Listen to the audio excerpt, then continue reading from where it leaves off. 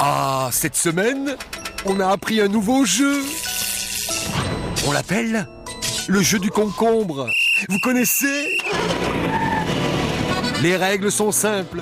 Il suffit de balancer une saloperie, mais alors une grosse, sans la moindre preuve. Oh, c'est poilant, le jeu du concombre. Et tout le monde s'y met. Des plateaux de télé jusqu'à Roland-Garros. Démonstration des spécialistes. Strauss! Canne! Strauss! Canne! Strauss! Canne! Marconi! Tron! Tron! Tron! Je sais que c'est moche! Quelle démonstration! Alors j'ai été faire un tour dans les allées, là où les hôtesses sont toujours aussi jolies. En les voyant travailler, j'ai pensé...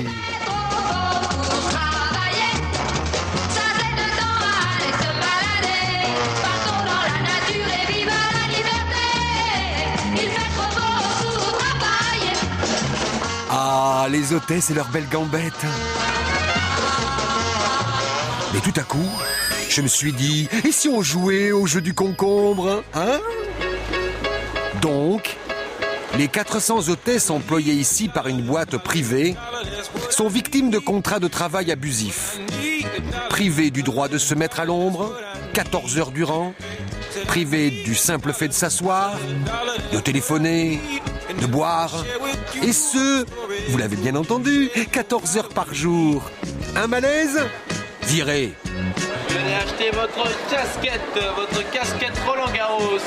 Elle est chouette, elle vous protège la tête, c'est la casquette. Si j'ai des preuves?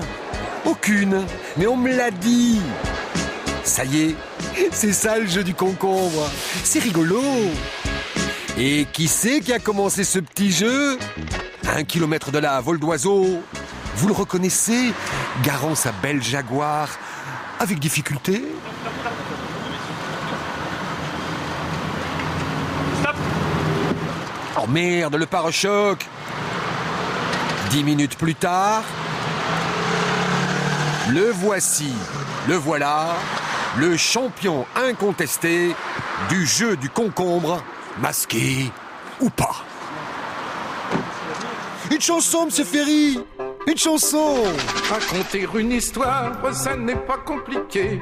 Il faut un auditoire et beaucoup de mémoire. Si vous faites rigoler, on vous paiera à boire dans votre petit café, dans votre petit café. Quand je raconte une histoire, c'est pas toujours la gloire. Si je me souviens de la fin, pour le début c'est Tintin. Si je la commence bien, je me souviens plus de la fin. Si je la commence bien, je me souviens plus de la fin. Même si je sais que l'histoire est vraie. Ça alors? Et moi qui croyais qu'un philosophe, c'était plutôt ça. Une petite pièce encombrée de livres à côté de la place Maubert. C'est le repère d'étudiants de Gaston Bachelard, 80 ans, philosophe français. Ses cours à la Sorbonne ont fasciné des générations d'étudiants. Ses livres ont réussi à faire rêver à la fois, peut-être ensemble, les mathématiciens et les poètes. Et le collège un peu austère des philosophes, ses confrères. Luc Ferry, c'est le triomphe de la philosophie. Et puis, des fois, il est prévenant avec les caméras. Vous allez être très déçus parce que... On peut vous demander juste un... Non, vous êtes gentil, je réserve mes déclarations, c'est très gentil à vous, il y a pas de... Rassurez-vous, je vais m'exprimer. Vous serez au courant d'ici très peu de temps. Hein? Est-ce que, voilà, est-ce que vous avez des... Je les réserve pour mon émission sur LCI avec... Attention, vous allez vous casser la figure. Voilà. Je ne lâcherai aucun nom. Voilà. Et donc je me tiens à cette ligne de conduite. Je vous dirai pourquoi dans la journée. Certains disent qu'aujourd'hui vous êtes complice si vous ne donnez pas de... C'est absurde. Si vous n'en avez pas parlé. C'est totalement absurde. Vous n'avez pas peur d'éventuelles poursuites? Vous rigolez? C'est ce que certains évoquent. Bah écoutez, c'est une blague, c'est une plaisanterie. Non mais vous verrez, je vais m'exprimer dans la journée. Hein, c'est promis, donc attendez quelques heures. Et si on vous attend en sortant, on peut vous... Non, vous êtes gentil, vous aurez le résultat. Non, c'est pas la peine. Je ne parlerai qu'à LCI, c'est mon émission, je m'expliquerai et vous aurez ça dans la journée. Hein, voilà, et je suis ravi d'avoir jeté ce pavé dans la mare. Bon, mon œil a lui aussi le droit de jouer au jeu du concombre, non? Tenez, une dernière petite partie. Vous aviez pas remarqué aux États-Unis ces derniers mois? Tornades, siphons, tempêtes, ça n'arrête pas. On dirait que tout à coup le climat là-bas est, comment dire, devenu fou. Eh bien, il y a un coupable, et je vais le dénoncer.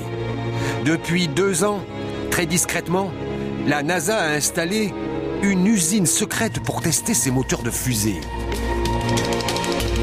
Personne n'en a parlé. À 20 km, tous les habitants, les curieux, les journalistes ont été chassés. Tu m'étonnes. En testant ces gigantesques moteurs, la NASA n'avait pas calculé qu'elle balancerait dans le ciel de gigantesques nuages formés d'hydrogène et d'oxygène, c'est-à-dire d'eau, comme de vrais nuages. Ces 100 nuages, rajoutés jour après jour dans le paysage, auraient totalement déréglé la climatologie du Mississippi. Énorme! Si j'ai une preuve, pas la moindre. C'est ça le jeu du concombre. Mais quelqu'un me l'a dit, très haut placé dans le gouvernement. Non, je blague. Ou pas.